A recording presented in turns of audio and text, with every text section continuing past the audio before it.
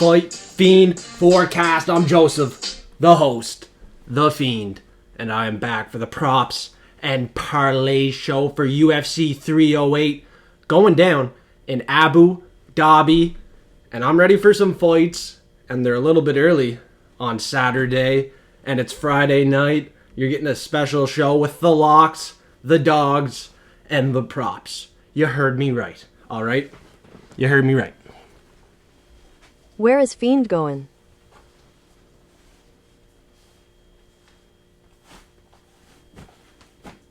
You heard me loud and clear. I got the locks. I got the pink. Oh, wait. Knee. Let's go. Pour one, and let's have some liquid courage. Let's have some fun on one of the best fight nights, fight days of the year. Let's make some bags in Abu Dhabi. Let's get straight to it. Everybody, cheers. Thanks for tuning in. Smash the like button, suplex the subscribe button if you're just tuning in for the first time. I appreciate you hitting on my thumbnail that I customly make myself. I appreciate it. You like the thumbnail? That's sick. Let's go, bro.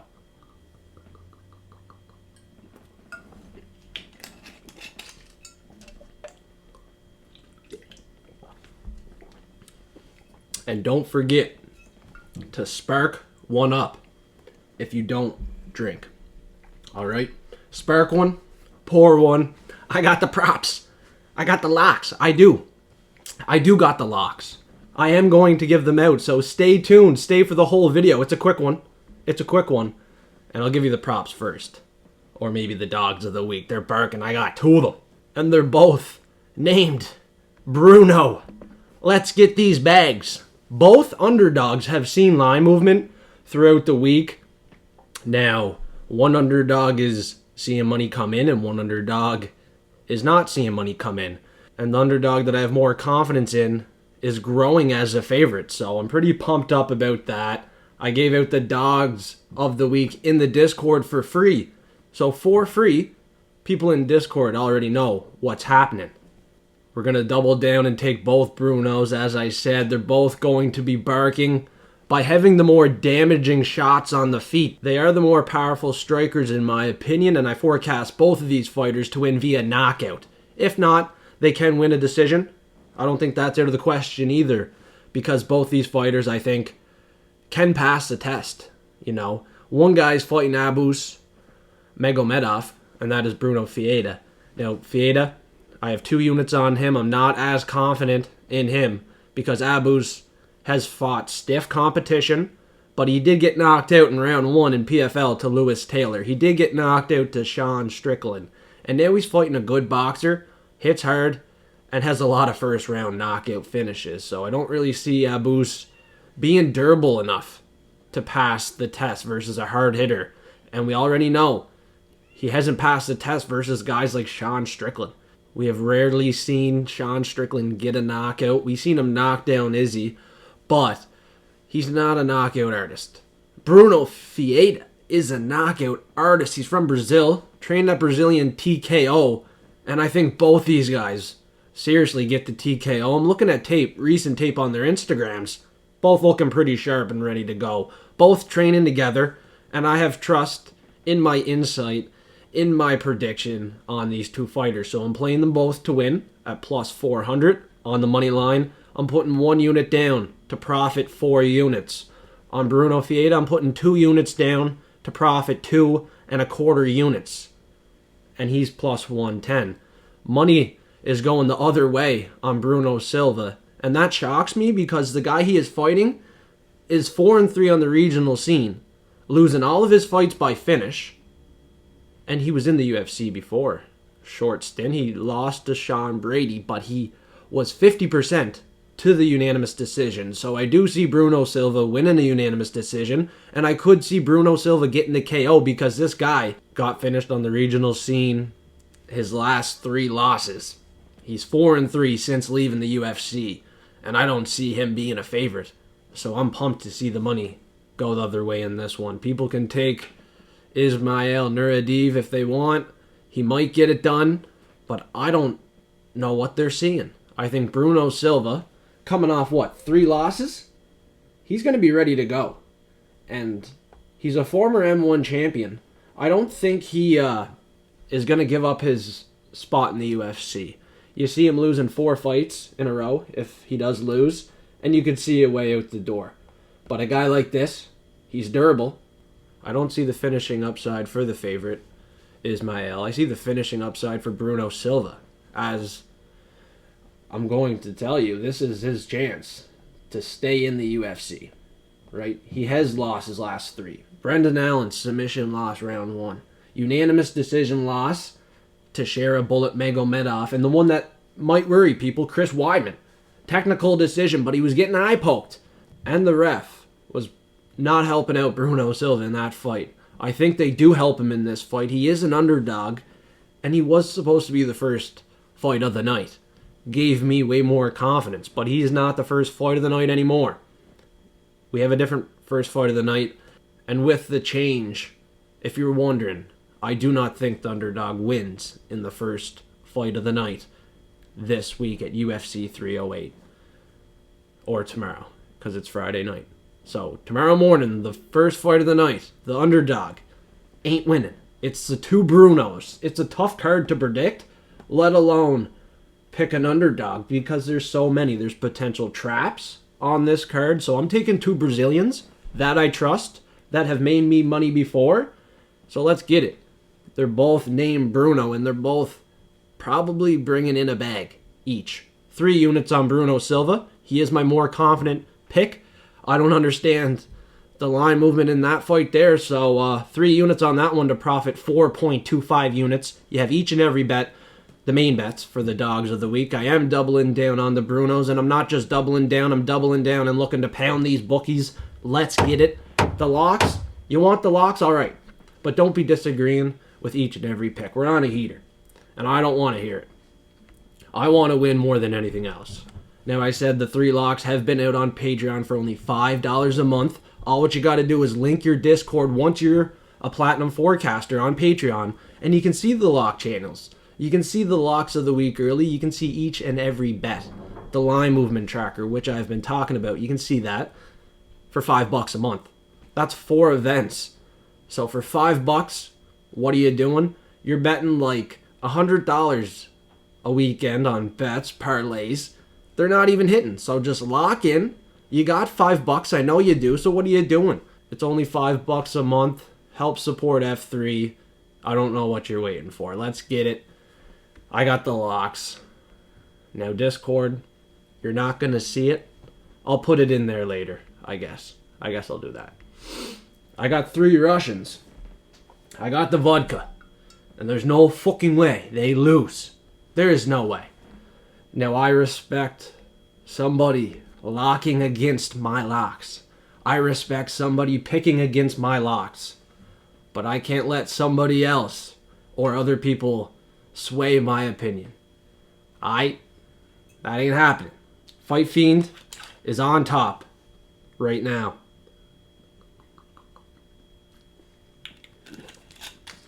Everybody has incorrect picks. Everybody goes through rocky times, but we produce, we get revenge, and these locks at plus 190. I already hammered them. Platinum Forecasters have already hammered them. 3 favorites. 2 fights that have seen line movement. Might sketch you out a bit, but here they are. First fight of the night. It's a favorite. Rinya Fakhretdinov. The buddy he is fighting lost twice to Sadabusi in the PFL. He is a PFL fighter, and he can't even win there. He does look like he's on something, but it ain't going to help him out. It ain't going to help his cardio out. Rinya Fakhretdinov beat a guy like Brian Battle. What do you think he's going to do to Carlos Leal? I honestly think Leal gets submitted in the first round. If not, he survives. He has a lot of decision losses. His only loss that was not a decision was a submission loss in round 1. He's never been knocked out. He has knockout power, Leal does. I don't think he wins. I think he gets the loss. He lost in the PFL. There is no way he's winning in the UFC debut fight versus a very equipped Rinya Fakhretdinov. All the way to the fucking bank with this guy here.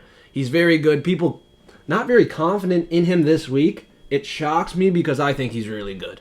You know, he likes to showboat, have his hands low, but that shows his confidence. He knows he's up on the scorecards. He knows he's winning the fight.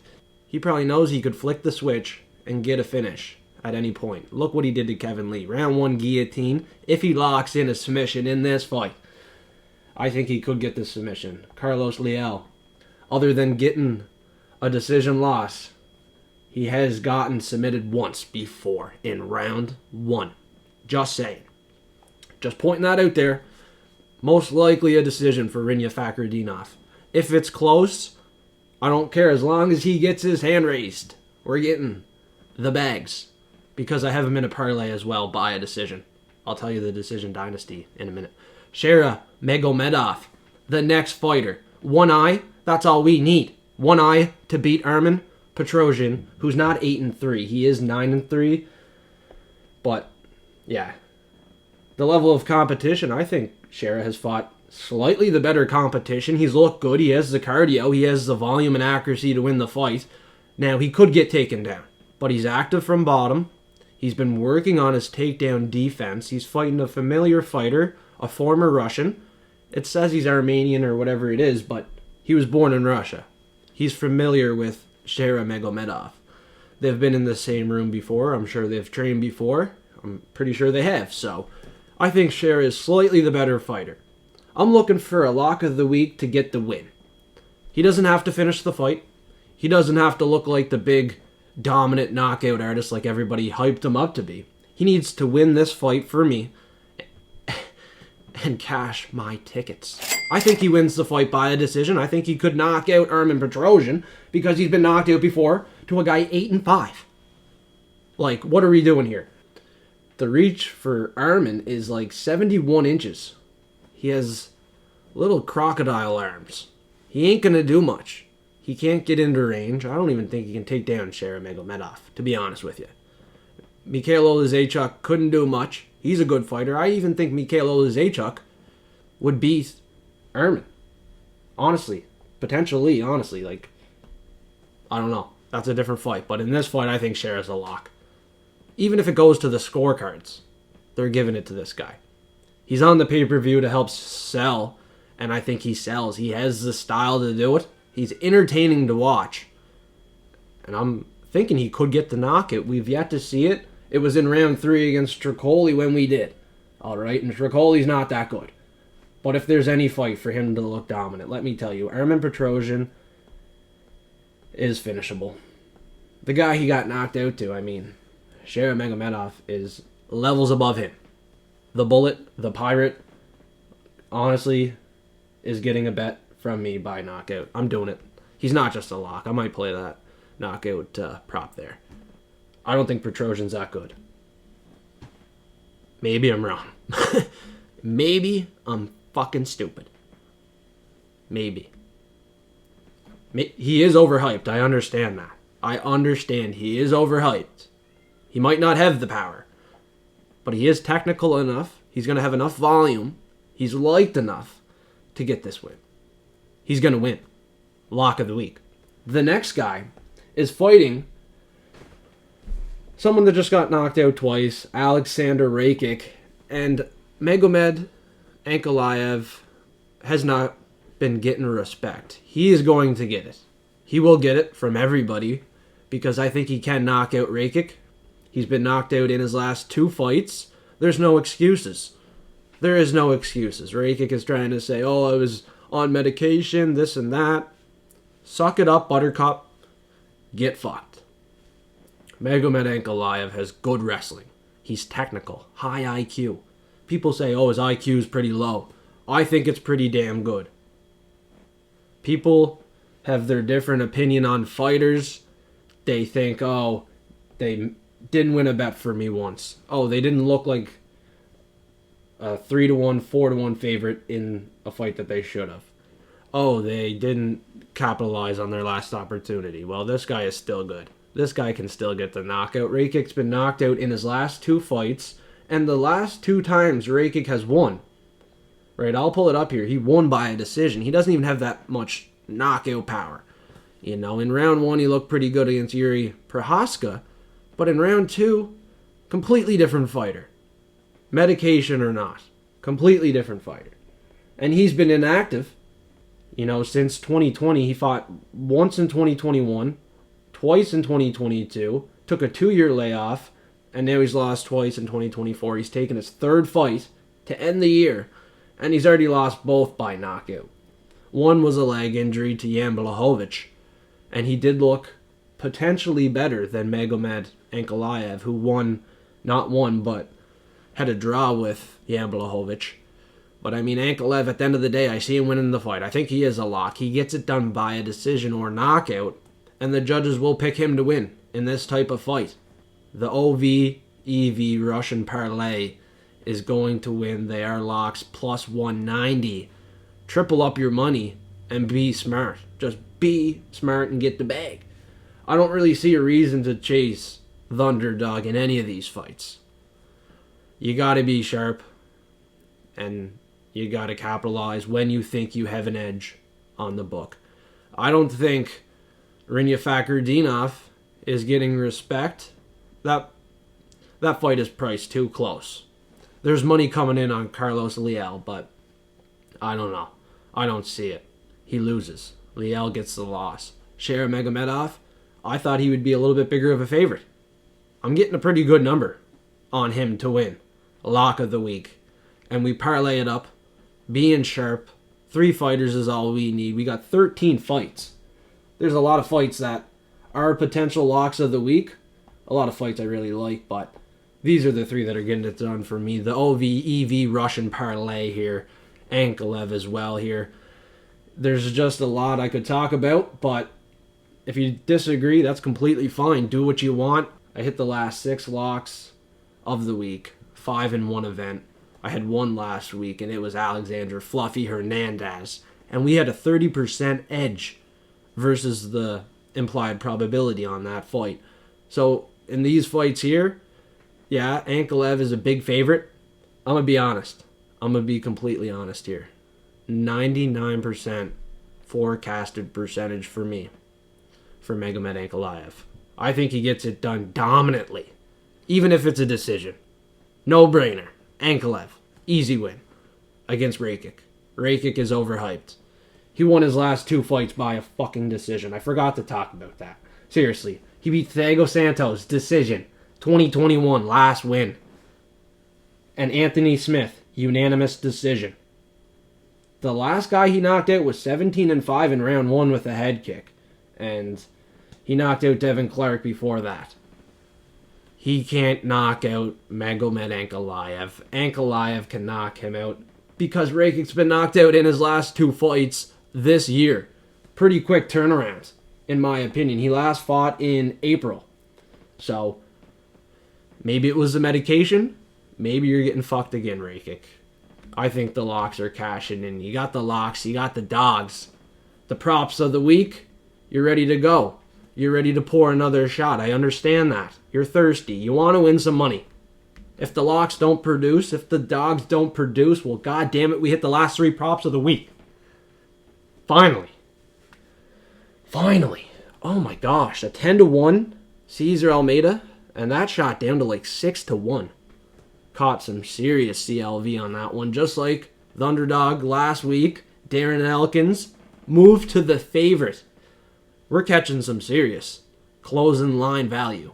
The CLV is no cap over here. No cap. But these fights that I locked in and the dogs, the line movement is crazy. Wild like my hair. Just why? I don't understand it. I think I'm better than the books this week. And I was last week and the week before. So I'll just have to prove it again. I have an edge on these fights, and I'm ready to go. First prop, prelim prop of the week, is Geoff Neal by a decision, plus 130. He's fighting RDA, 39 years old. He's slowing down. He's going to rely on the takedowns, in which Geoff Neal can stop. He stopped every single one of Shavkat Rakhmonov's takedowns. How in the hell do you think RDA is taking him down. Now, Geoff Neal lost his last couple fights. He's due for the win. He's another fighter on the card. He's due for the W. You lose a bunch in the UFC, and eventually you get a win. You get a favored matchup, and this is it. Opens up as a favorite, rightfully so. But with these new UFC gloves, I can't trust in him to get the knockout. He went to a split decision with Ian Gary in his last fight. Could have won the fight. And in this one, it's a no-brainer. Unanimous decision win for Geoff Neal. And you're getting plus 130, plus money. You can double up here. The prelim props have hit in the last 3 weeks. The last 3 events. Looking to go 4 in a row. And I think we got her locked in. It's a last-minute play. It took me all week to lock in and make sure I found one prelim prop that I was 100% sure in. I know he could get the knockout. I know it's live. But with these UFC gloves, I'm really liking in this decision at plus 130, the most likely outcome in this fight versus an old RDA. And I used to work for a Geoff Neal. So in the full card prediction show, I think I was saying Geoff Neal as a joke because I did used to work for a Geoff Neal construction. So I'm picking Geoff Neal to go 4 in a row. Let's fucking go.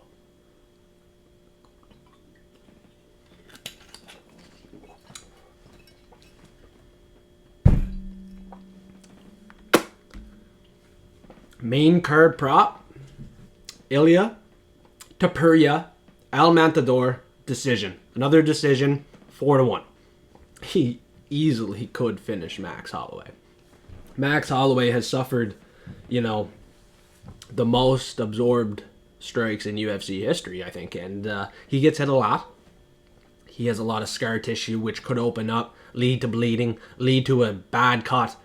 And Ilya has good takedowns, good control time, and has a good ground and pound, which could split open Max Holloway. So we got to think about that. The finish is live, but Max is good. I respect the blessed. The blessed is best. And you know what? I wanted to pick Max Holloway.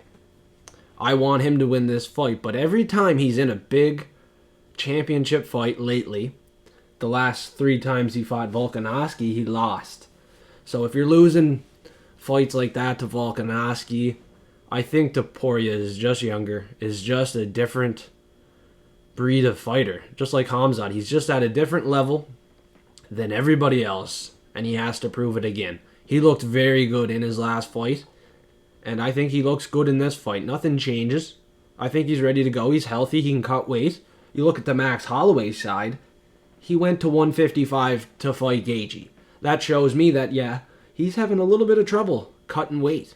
It's tough for him to get to 145. He's not feeling the best after a weight cut. On the other side, I think Topuria feels better with his nutrition game plan and his size at 27 years old, 5 years younger. He has an easier way to cut weight rather than Max Holloway.